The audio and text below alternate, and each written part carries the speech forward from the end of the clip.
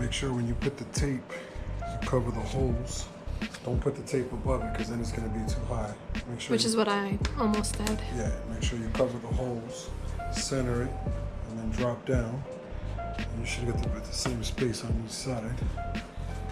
Once you measure like 50 times, not twice. And then you start cutting.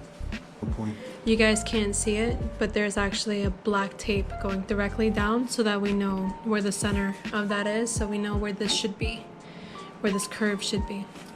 We're gonna use a Black & Decker. Not recommended. You should use a circle saw, but we're gonna use what we got.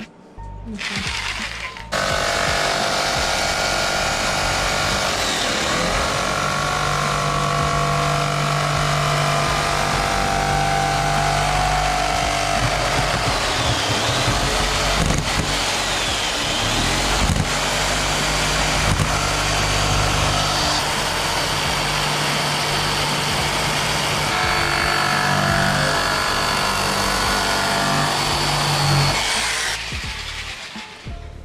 Make sure you always cut all the way through and don't stop.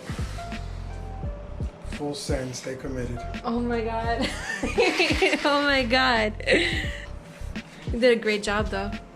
Clean, babe. It's clean. Oh my god, I can't believe I just did that. Oh my god.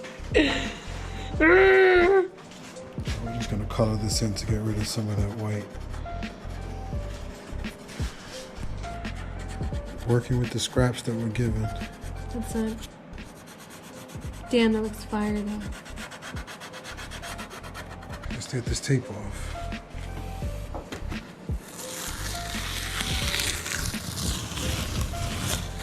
The double tape, that way it would be a lot stronger. The base, so it wouldn't, have no playroom in there. Wow, that looks crazy. Like it? Yeah, I love it. Thank you, baby.